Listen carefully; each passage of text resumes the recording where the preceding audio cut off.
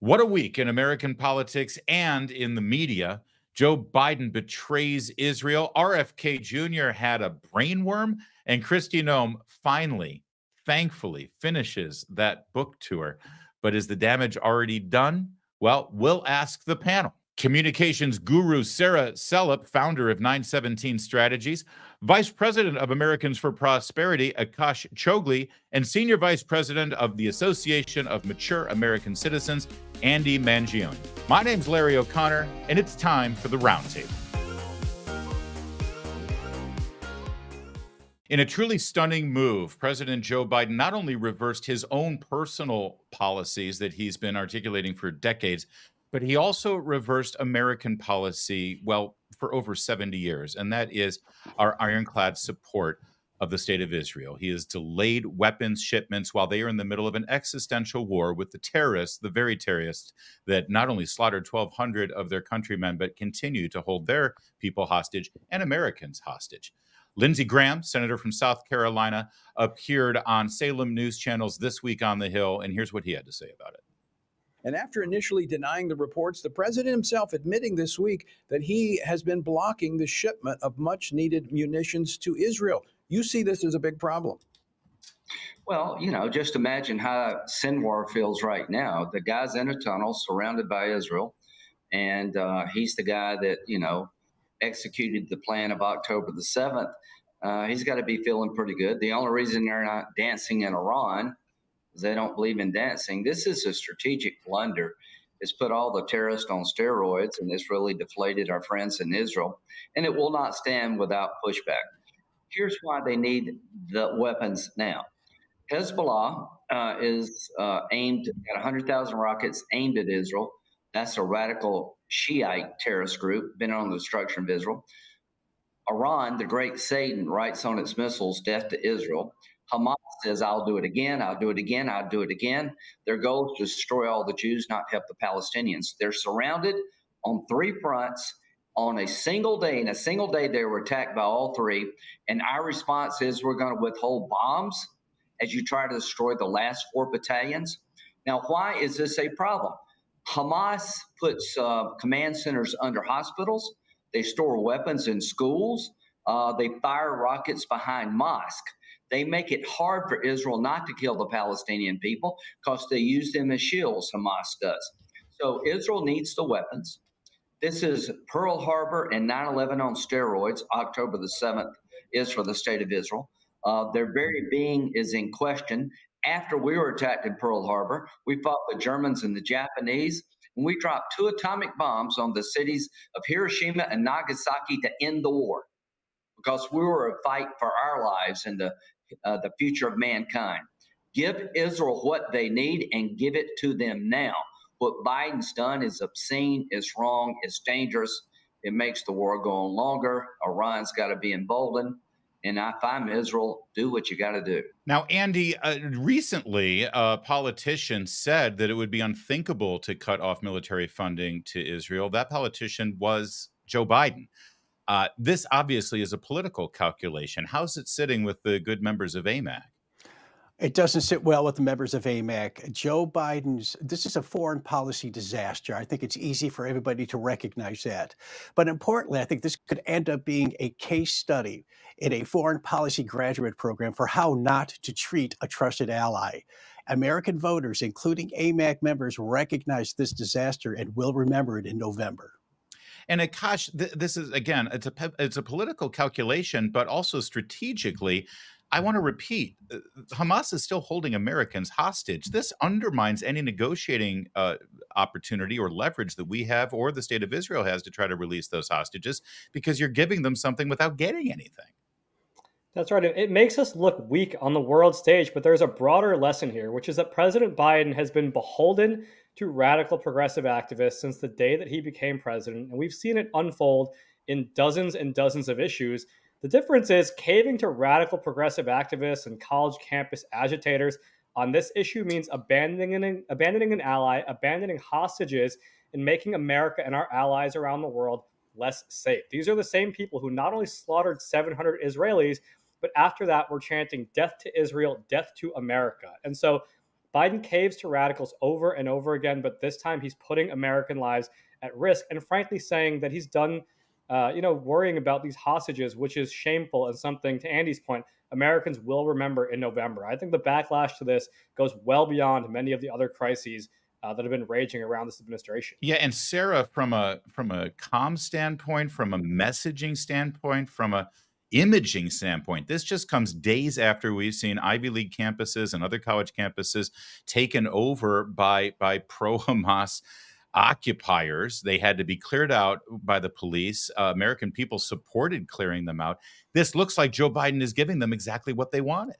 He's giving them exactly what they wanted. But the funny thing is, if you look at Joe Biden's week, just this week alone, he on Tuesday was giving a speech for Holocaust Remembrance Day and said that we need to just stop all of the anti-Semitism. It's disgusting. It's plaguing our country.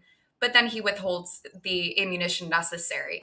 So it's really fascinating when you see Lindsey Graham asking the Joint Chiefs of Staff Brown and Lloyd Austin about it this week and asking, would it have been okay for Nagasaki and Hiroshima? I mean, it ended the war. And they said, yeah, it ended the war. So why are you not giving the Israelis what they need to finish the job? They're one of our long-term allies, and we need to get it done. It's making Joe Biden look weaker and weaker and weaker. That's right. And I don't remember American government or the American president paying heed to those who were concerned about civilian deaths in Iraq or in Afghanistan when we went after al-Qaeda or when we went after ISIS. You got terrorists, you get the job done. Sarah, let me just quickly follow up because of Lindsey Graham. Again, you're good at working with politicians, communications-wise, language. That he always has a good line. You know, they're not dancing in the streets in Iran because they don't believe in dancing. Does he come up with this stuff, or does he have a team of people? What do you think? I really think it's him. Same with John Kennedy from Louisiana. They're just one-liners. They're smart as all get out, but at the same time, they know what to sell. And the fact that he went on Sinclair and was talking about it, and the fact that we're talking about his one-liners, I mean, it proves that he's just kind of a witty guy. Yeah, and he's always willing to do an interview if it means he can promote selling more arms overseas. That seems to be at the senator's Akash, let me swing it back to you because you just said the American people will remember this on Election Day. Obviously, this is political calculation. Conventional wisdom in D.C. is this is about Michigan. This is about a very strong part of the population in the suburbs of Detroit, Dearborn in particular, who are very sympathetic to the Palestinian cause. By accommodating that voting bloc, does President Biden run the additional risk of alienating so many voters who support Israel, Jewish voters in certain states that might actually end up hurting him? Is this a boomerang effect? It does, but I actually think the premise is a little flawed, Larry, which is that people assume Biden's doing this because he wants to win Dearborn, Michigan, and Michigan's a swing state. He's not doing this, and the people in his staff, his White House, the radical woke activists, they're not doing this because of Dearborn. They're doing it because of their peers, which are the people that Sarah alluded to, those woke radical activists on college campuses. That's who is driving the bus in this administration, driving the bus behind these policy decisions. We see it on economic policy, social policy. We see it over and over and over again. They might think there's a political calculus here for Michigan and Dearborn, places like that. But the real impetus, the real, kind of emphasis behind decisions like this is coming from, frankly, woke activists inside the White House, inside the Democratic Party. But to your point, ultimately what he's doing is alienating large groups of people who have historically been reliable Democratic voters, Jewish voters, Black voters, Hispanic voters, what have you, depending on what the issue is. I think this instance is no different. Biden is not winning over any friends because those people who are pro-Hamas and anti-Israel, you're never going to do enough to really win them over. And in the process, you're alienating people who should be in your voting base. It's a lose-lose, and frankly, he deserves to lose. Hey, Larry, because of these decisions. Yeah, go ahead, Andy. I just had a thought. Biden could also be doing this. One element could be he wants to avoid mass violent protests at the DNC convention in Milwaukee. He might be trying to head that off at the pass.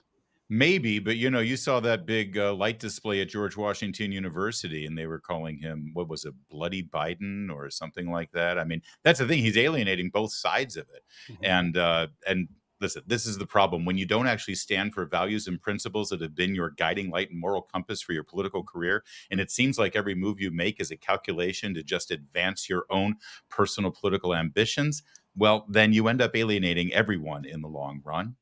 And that's really who Joe Biden has always been.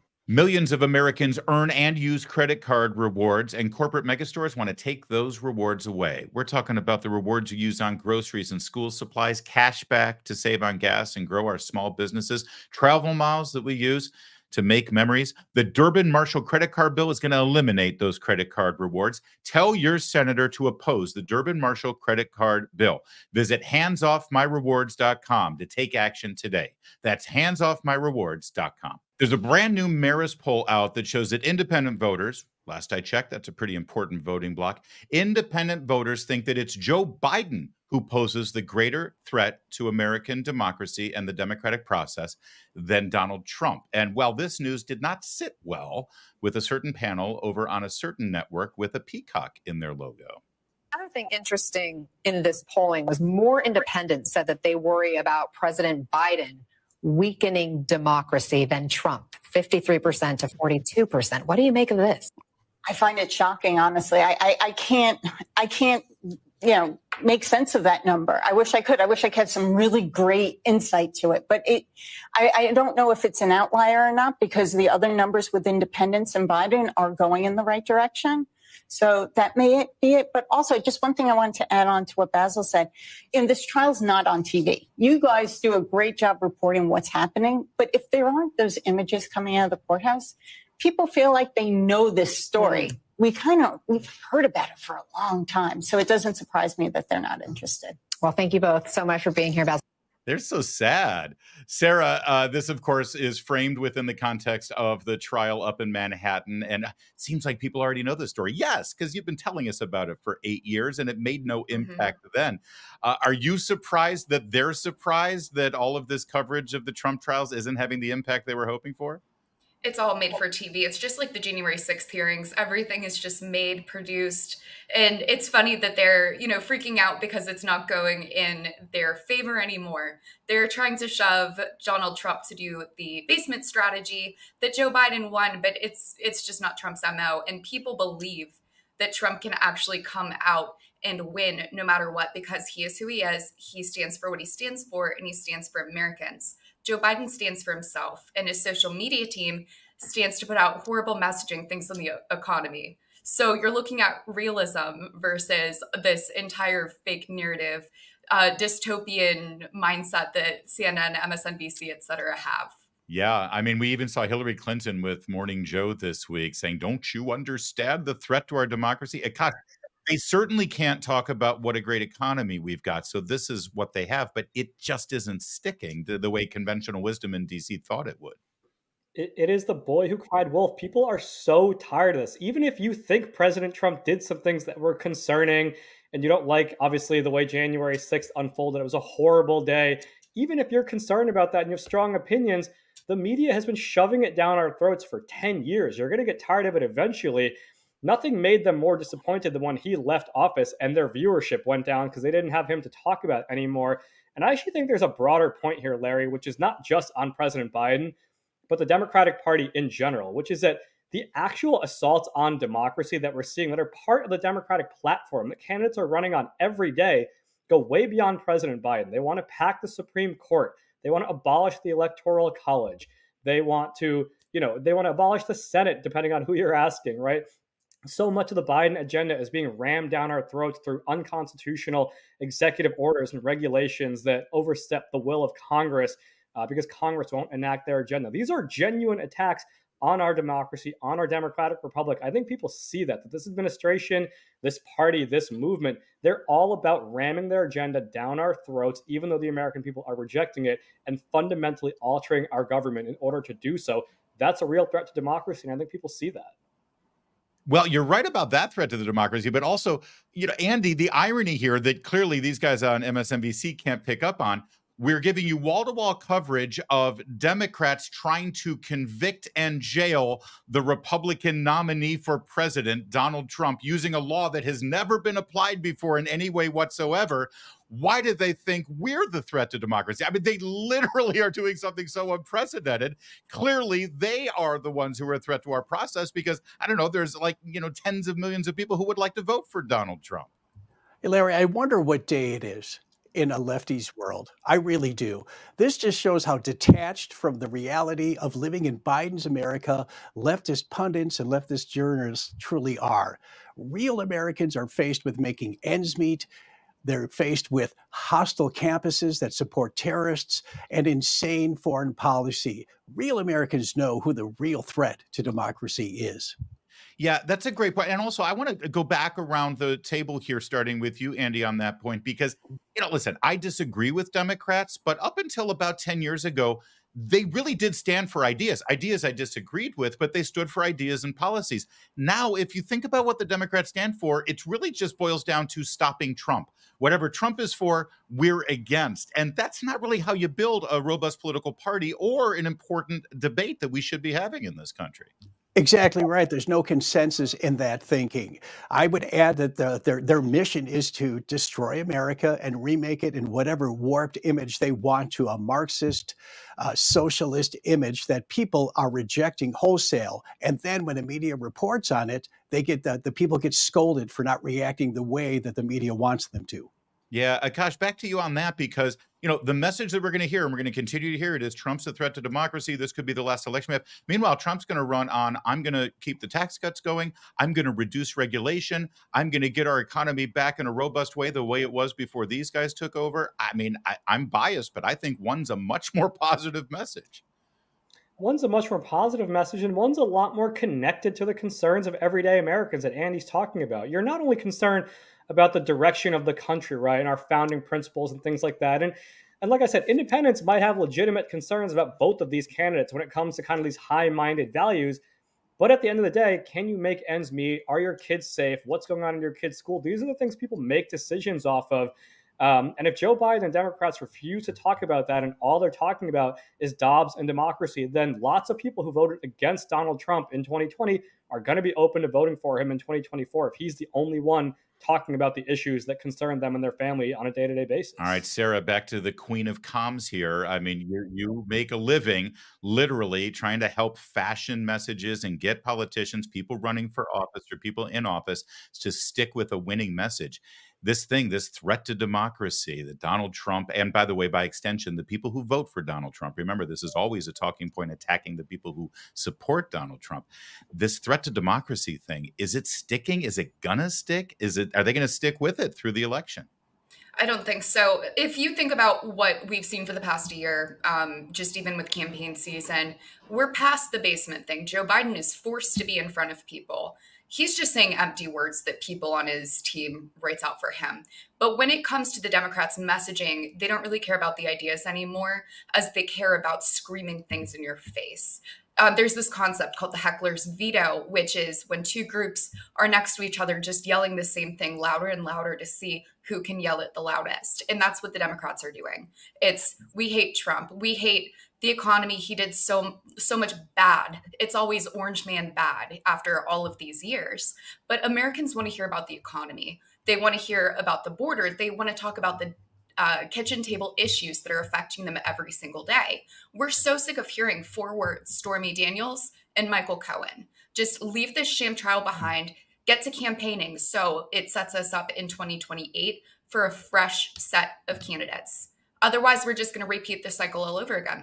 One more quick one-word answer from each of you, because the idea of Biden debating Trump came up again. Biden said a couple of weeks ago, we talked about here on the roundtable, that, yeah, he'd love to debate Trump.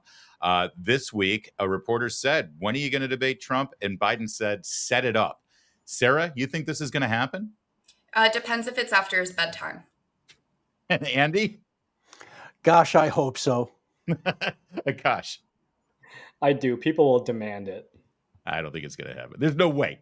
They would sooner get a new candidate in there than run the risk of having Biden up there for 90 minutes with Donald Trump. Millions of Americans earn and use credit card rewards. We love them. We use them to earn miles so that we can travel to see our loved ones. We get cash back so we can save on gas or expenses for our small businesses. Here comes the Durbin-Marshall credit card bill. It's going to eliminate those credit card rewards. No more travel miles, no more cash back. When lawmakers help corporate megastores line their pockets, American families pay for it. Tell your senator to oppose the Durbin-Marshall credit card bill. Go to handsoffmyrewards.com. That's handsoffmyrewards.com. The networks keep polling this election coming up in November as a two-man race, Trump versus Biden. I don't know why they do that. This is not a two-man race. This is at least a three-man race, if not a five-person race.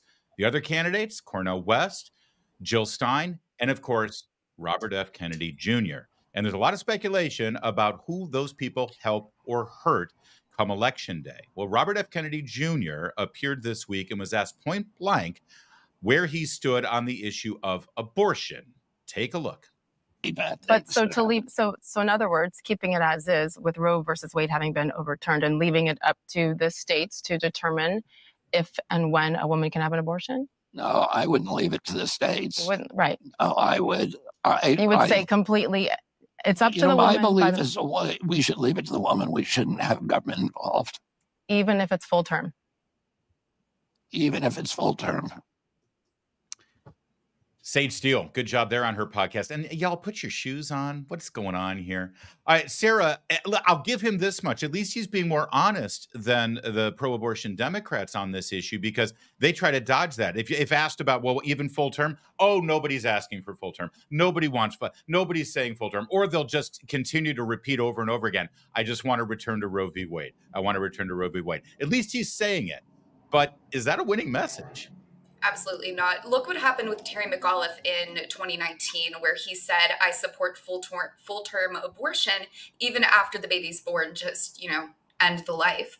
But again, this is one of those things for RFK Jr., where we have no idea what he's thinking about anything at any time. There's a difference between being an independent and not having a stance on anything. And it just feels with this campaign that he just keeps flip-flopping if he's a Democrat, if he's an independent, if he's a libertarian, if he's et cetera, et cetera. So it's nice to see that he has an issue, but it's not going to land with voters at this point. We need to know what he's thinking. Again, I give him points for honesty, Andy, but it's very rare for a politician to come out and say that at this day and age. Absolutely. And I wonder if Republicans, these Republican never-Trumpers who would never vote for the bad orange man, will compare RFK Jr.'s stance, this extreme stance on abortion, with Trump's mean tweets. Now, you mentioned earlier, Larry, does this help or hurt Biden? And I think it hurts him. I think that there's some extreme Democrat leftists, or they're kind of the same thing, who believe that Biden doesn't go far enough on abortion. And hearing what RFK Jr. just said, that could drive them to him. And on the other side, these never-Trump Republicans could be shocked with this extreme, gruesome stance on abortion, and all of a sudden they might consider the bad orange man. Yeah, that really is the critical question, Akash. And you watch this stuff, you watch the polls. This is a big part of what you got to do to be able to push policies, is to know where the American people are and how they might vote. I still hear from some people, smart people in this town, that think RFK Jr. is going to hurt Trump more than Biden. But I don't see Trump voters going his way after this kind of messaging on that issue. Well, I think that some of that remains to be seen. He certainly has said things, to Sarah's point, that appeal to factions on both sides, right? Some of the stuff on vaccines and the anti-establishmentarianism might appeal to some Trump people. He obviously is super, super progressive on this issue. And so I think it remains to be seen who he pulls from. I would not say with definitive assurance that he's going to pull more from one or the other. I think what this really demonstrates is just how frustrated the country is with these two mainstream candidates that the parties have nominated. I mean, 4 days ago, Nikki Haley just got 22% in Indiana. She dropped out of the race 2 months ago and was out of contention long before that. I think that's what RFK represents more than anything, is that people dislike both of these candidates, and ultimately it will be one of these two that becomes president. But as far as choosing which one he's going to draw more from, I think he chooses his words very carefully, to Sarah's point, that he's done enough to appeal to fringes on both sides that I don't know if we're really going to have an answer to that before November. Well, and actually, to that point, in this same news cycle, on an interview with MSNBC, he would not rule out giving pardons to some of the people convicted from January 6th. And I know that issue raises emotions for a lot of people, Akash, but I do think polling shows that the majority of Americans think that there's quite a few people who have been jailed unjustly, because they literally, were just walking through a door held open by a Capitol police officer. So maybe, is that one of those issues where he's sort of playing both sides here? Yeah, absolutely. He's doing this anti-establishmentarianism, and it applies to both sides. Again, January 6th was a horrible day that the vast majority of Americans rightfully think was beyond, acceptable content.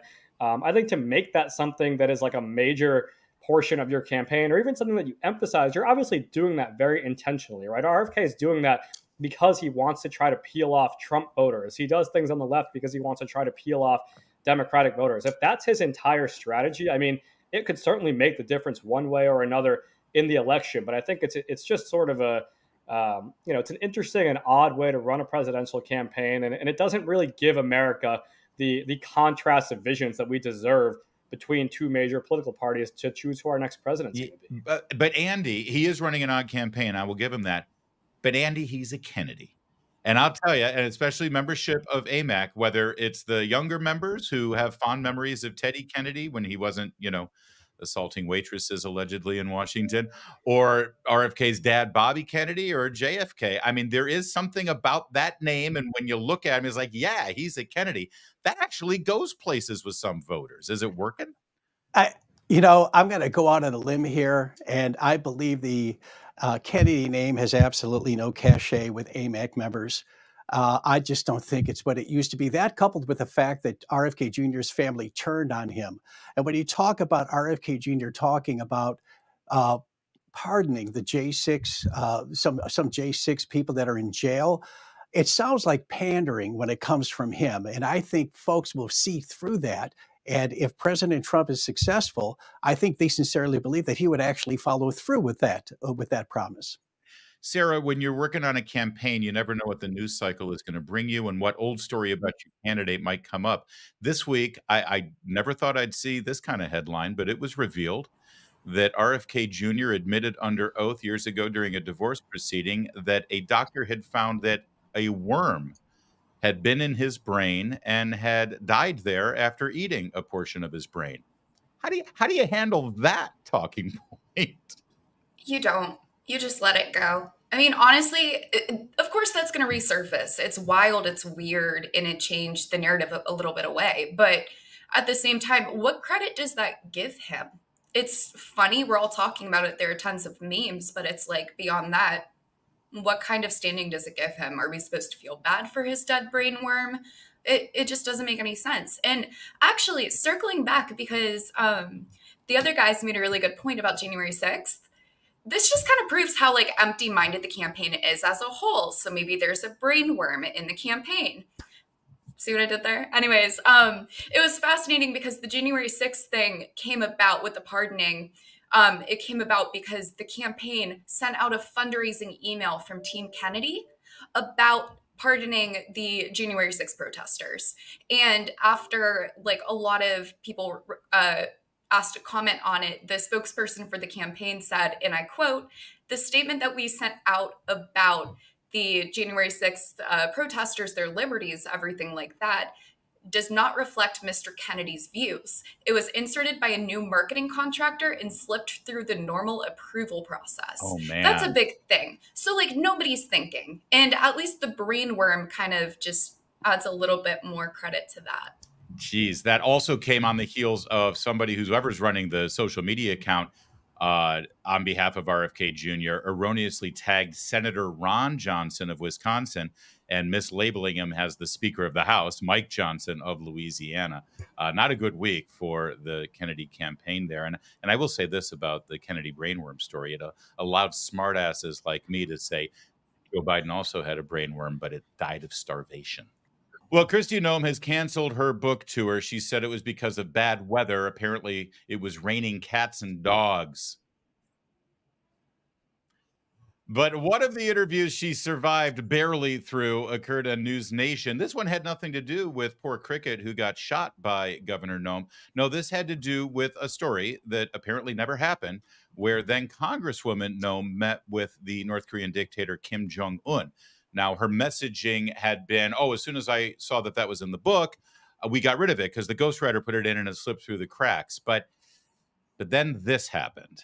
You said when you learned of it, you immediately took action. You recorded the whole book, the audiobook. You read this whole passage out loud. Why didn't you take it out then when you read the audiobook? You know, I've traveled for years. I've been involved in policy for almost 30 years. And so I've gone all across the world. I've met with world leaders. So you didn't realize when you recorded the audiobook? When it was brought to my attention, and I asked the publisher if they would remove the name, and they did. So Sarah, I'm sure, I don't know. Were you enjoying watching this, or were you having like post-traumatic stress disorder, imagining this was one of your clients going through this? Because I mean, you're confronted with the obvious logical fallacy of your talking point. It's like, what do you mean it was brought to your attention? You recorded the audio book, but she stuck to the talking point. She stuck with the messaging. I mean, are you impressed with the discipline, or are you just crying your eyes out on this one? I have almost thrown a chair more than once about this. It's absolutely berserk. And actually, while you were playing the clip, I looked to my side. I have 3 different manuscripts from my clients that are coming out this year. I have gone through dozens of manuscripts printed for the same client, for the same book. You can't blame the editor. She keeps blaming the editor. The process is just absurd at this point. It's a joke. And she's lost so much credibility. It's hurting her image and everything like that. But at the same time, you just have to think like, sure, she's being disciplined, but to what talking points? Like, where are the talking points? Where's the media prep? I could go on and on about this. I mean, you've seen my Twitter, but at the same time, this is a mess. Pull her out of the interviews, tell her to take a step back, and let RFK's brainworm story just keep going and going.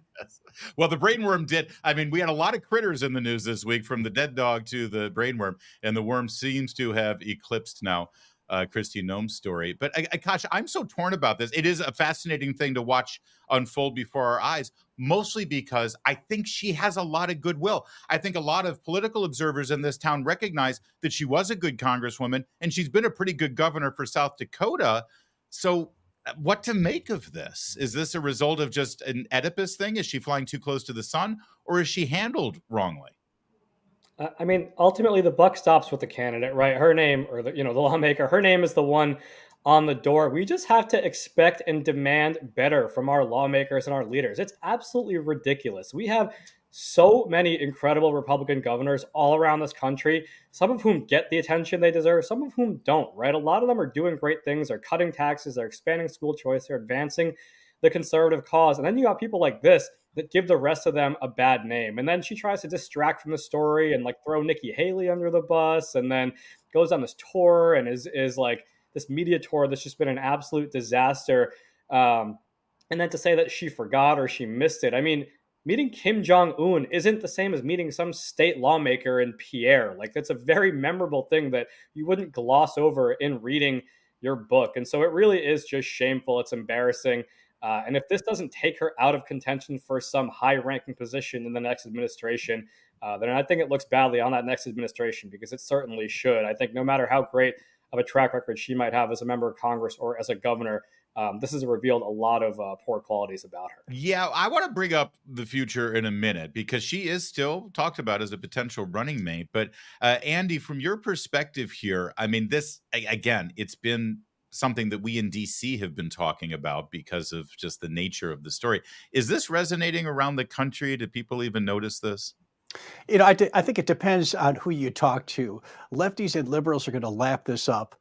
But I was speaking to some conservatives, and the general consensus is if the left doesn't like you, they will find something to smear you with or make something up. What surprises me about Governor Kristi Noem was I want to know who advises her. Why put this in the book to begin with? This is like giving the left the stick to beat you with, and I'm surprised that she even disclosed this in a book.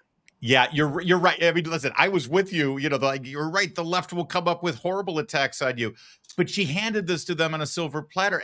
I don't know, Sarah. I'm told that if you're talking about how you killed your dog, there's no way to get out of that story. There's no upside to it. The second you admit, and in this case in the book, kind of brag about the fact that you killed your dog, you're done. Is there a recovery from that one? No, there's no recovery. And it's really fascinating. If you look at what's been going on in Kristi Noem's image recently, she obviously did that great tour about jobs in South Dakota. And then she goes and makes these really weird influencer style dentist video. And then for whatever reason, her team decides, and I have a lot of respect for her team. I have a lot of friends on it. So I'm saying this as like a comms person, you know, just looking at the situation. But the thing is, when that story came out, the book hadn't been released. They chose this as the excerpt they wanted to put forward. So it's the ultimate self-inflicted wound, literally. Exactly. I mean, they thought this was going to play well. It doesn't make any sense to me. And especially because how many rounds of edits do even like stories that you put up on Town Hall go through? You have to have known about it. She gave stories to the ghostwriter if she didn't add them herself. And this is going to kill her chances with the white suburban woman vote, which we already kind of struggle with as Republicans, but. Yeah. All right. Let me just throw it out there. I'm stealing this from the guys over at the Ruthless podcast. All right. Because I thought they made kind of a witty observation. If you're Donald Trump, you're always thinking outside the box, and you're always thinking about what you really need and what's going to serve you best. What do you value? You value loyalty. You value someone who can do a lot of media. You value someone who will stick to the talking points, even if you have to stick to talking points and go down with a burning, sinking ship. You stay disciplined and you stay on message. From his perspective, an audience of one, could she still be in the running, Sarah? No, I think with Donald Trump, it comes from he has a giant personality. He wants to be the one to shine here. She's getting a lot of media attention. Yeah, but she'll make him look good. It's not like he killed his dog. But I don't know. I just don't think it's the right choice. Akash, what do you think? Is she you already sort of mentioned this. Are you saying she's done with like interior secretary, even something like that? I don't know, because Trump doesn't actually have the track record of hiring all the best people that he said. We saw that firsthand, the kind of people he actually hired and fired. But the fact of the matter is that she would make him look bad. If he were to elevate her at this point, and Trump will not do anything or thinks he won't do anything that would make him look bad, hiring her at this point would make him look bad. There are plenty of other good options on the table for him to pick as vice president or cabinet secretary. Some of them I think are debasing themselves and making themselves look bad in other ways, but this is just beyond the pale. And I think, if he should look beyond this, and I think he probably has. Andy? She's expended a lot of political capital to kind of manage, what she said and what she's written in her book. I think this has diminished her value as a viable vice presidential candidate. That, coupled with the fact that there are so many other people that bring a lot to the table, that the bench for VP is very deep, and Trump knows that. I think that's a great point, especially juxtaposed against the Democrats. The Republican bench, especially if you're drawing from governors, is incredibly deep. Last question just for Sarah, because I'm going to get shallow for a moment, Sarah. It has to do with appearance. Where you mentioned white suburban women voters, and you got to appeal to them. So the cynical thought is, well, you got to have a woman running mate. I look at Kristi Noem here, and to me, based on the white suburban women that I know, that's not actually an appealing look. I mean, she looks beautiful, but I think she appeals more to men than to women, actually. If you're looking for a candidate that might appeal to your average white suburban woman, I think Elise Stefanik is a little more accessible and relatable. What do you think? I'd even say Nikki Haley, because she's beautiful without it being in your face. This kind of glow up that Kristi Noem's had over the past 10 years, it's too similar to the Kimberly Guilfoyle one, where it's the va-va-voom. And Kristi Noem needs to be taken seriously right now, so she needs to reel it back. She's not a Fox political analyst, she's a governor. And if she wants credibility here, she needs to just think First Lady-wise and just tone it down, tone it back, take off the lip fillers. Yeah. The va-va-voom. Is that a technical phrase in your line of business? I like that. I use a lot of weird things. Have you met me? No, that's true. It's why we like you. All right, since you threw Nikki out there, I'm going to let the other two really quickly. Andy, Nikki Haley still have a shot after that primary process? No, I don't think she has a shot. I think she had her moment in the sun, and I think that she doesn't have much left in the tank. Akash? I think she has a future outside of anything to do with Donald Trump, and I think there are other good options on the table. Doug Burgum, Katie Britt, that Trump will probably look at a different direction. Heard. We'll leave it there. Thank you, guys. And we'll just leave it with me and my va-va-voom. Adding to Joe Biden's very, very rough week, he gave a sit down with Aaron Burnett on CNN, and the New York Post counted 17 lies in 15 minutes. That might be a new world record. This week with CNN, if you saw it, you may have watched it yourself. He set quite the record. The New York Post reports this. In a brief 17 minutes, Biden told 15 lies, nearly a lie a minute. From whoppers about the economy to prevarications on Israel, Biden spun a fantasy land of a presidency that voters know is false. So what we want to do is put it all together, all right? So on screen, you'll see all 15 that the New York Post lists here. I don't know what you favor, Martha. Lie one is I've created 15 million jobs since I've been president. Problem is that all those jobs came back because COVID went away and you had the vaccine. How about number 8? Inflation was 9% when I came to office. Nope. That's right. And on it went. There it is right there. 9% when I came to office. 1.4% when. Yeah, and let's face it, guys, it's one thing for Fox News to point out what Biden has done here, but even on CNN, they were honing in on one part of the interview in particular where Joe Biden insists that the economy is great. The American people just don't get it yet. Life is like. And they can't buy a bigger house because of mortgage rates. They still, when you talk about grocery prices. Right. And so the president has to be careful here. That sounds like somebody in Washington telling people you're wrong. And whatever your party is, voters don't process it that way. They don't like that. Definitely don't like being told they're wrong because it's how they're actually experiencing the economy personally. The inflation drag, the cost of living drag is still giant out in America. And they don't like people in Washington telling them they're wrong. Yeah, that's CNN. So Akash, let's pick it up right there because you guys at Americans for Prosperity, you actually own Bidenomics.com, where you can see exactly what's going on in this economy. And it certainly runs contrary to what the president keeps insisting on a daily basis. It's absolutely mind-boggling that they just keep owning that actually the economy is fantastic. And they're owning it so much that they're trotting out Kamala Harris to campaign across the country for Bidenomics, which is in one sense fitting because she's exactly the spokesperson that Bidenomics deserves. But we didn't just launch Bidenomics.com. We are actually launching a bus tour to hold President Biden and the lawmakers that voted for his agenda accountable. We're going to have 500 events all across this country, and thousands of people are going to come out to join these events because they are feeling exactly what those commentators were talking about, which is that the economy is broken, things are too expensive, and this president and his administration and those who voted for his agenda simply do not care. That bus tour sounds fun. Maybe we should do a live roundtable on the bus tour on one of the stops, Akash. That would be a blast. Come join us. We'll be out there, Larry. Andy, this whole don't believe what's going on in your bank account. Don't believe what's going on with your grocery bill. Don't believe what's going on when you fill up the gas tank. The economy's strong, you idiot. I don't know. Is that working with your voters? It's insult to injury is what it is, Larry. I think that I believe that full employment in this country is unemployment with an unemployment rate around 5%. And if I'm not mistaken, it's over 6% right now. That's the reality of the situation. People are having a hard time just funding the necessities of life, particularly AMAC members who live on fixed incomes. They're enduring the cuts to Medicare Advantage, so their health is at risk. And now you've got this clown in the White House telling people it's not what you see, it's not what you think. Listen to me because the economy is great. People are insulted, and it makes them mad, and I think it motivates them to get out and vote. Yeah, Sarah, it's not like they can say how great things are in a tangible way, so they sort of have to throw out statistics and just say, trust us. But the real dangerous thing about that is not only do the American people feel something different, but it opens up a huge lane for your opponent.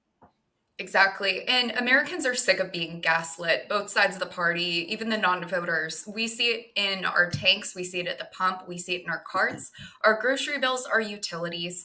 Everything is so much more expensive under Joe Biden, and he can't take ownership for it. It's disgusting. How is he supposed to get voters to come out and force for him if we know that it's going to be just another expensive 4 years? Americans can't afford Joe Biden. It's that plain and simple. That's a great line, by the way. The campaign should pick up on that. You can't afford 4 more years. Rush Limbaugh used to often refer to low information voters. And I know it sounds insulting, but what he means is voters who aren't paying attention the way we are. You know, they're not news junkies. They're not politics junkies. They're not in it, right? They have lives, normal lives. When Joe Biden and the White House and other surrogates say inflation was 9% when Joe Biden took over, it's an absolute lie. But do voters remember that, Sarah? Is it, can we rely on their real lived experience? After all, that was 3.5 years ago. Well, think about it this way. Take the cost of living per city. DC is significantly more expensive than the rest of the country. So a $150 grocery bill for us is just as expensive for cost of living that's, for a small family in rural Idaho. Like, we're all seeing the brunt of it. But many Americans outside the Beltway don't understand what that means for their pocketbook. Like, we're just cashing out dollar after dollar after dollar. But that's all they think about. They don't know the minutia. They don't look at the bills. They don't see how much money is appropriated to what. So the fact that Joe Biden is using our money so recklessly and realizing it's actually very insulting, because he thinks that everyone else in the country won't recognize it and won't vote against him for it because they're not paying attention. But Akash, there is a learning curve here when it comes to things like inflation. 9% inflation 3 years ago. Now it's 3%. People might instinctively, buy what Karine Jean-Pierre is saying and say, see, it's gone down 6%, without realizing it's gone up an additional 3%. It's not going up as much, but it's still going up, inflation is, because these numbers stack on top of each other. How do you do that? I mean, there does need to be some education so people get it. Well, there does, Larry. You're right in the way you're describing it, but people don't care about stuff like that. Prices are up almost 20% since Joe Biden took office. People don't assess the health of the economy based on pie charts from the White House. They assess it based on their own pocketbooks, their ability to make ends meet. Prices are up and wages have not kept pace.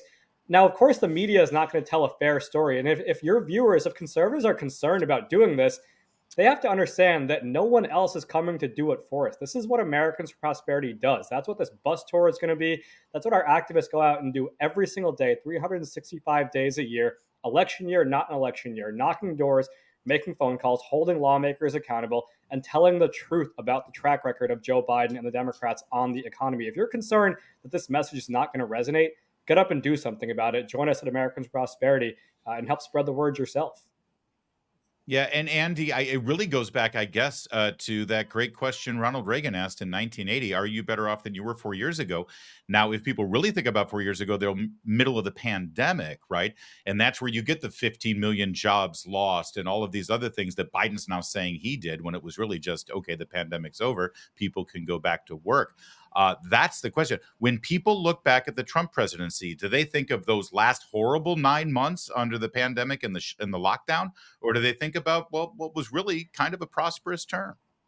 I think that they believed in the prosperity that Trump brought to the table, all the new entrepreneurs that were created, particularly among minorities. I think voters, and particularly AMAC members, and I'm a little biased here, admittedly, have no problem remembering the good times, the good economic times that Trump brought to the table during his presidency. I think when it comes to Biden, people realize how they were lied to during the pandemic starting in 2021. Take the vaccine.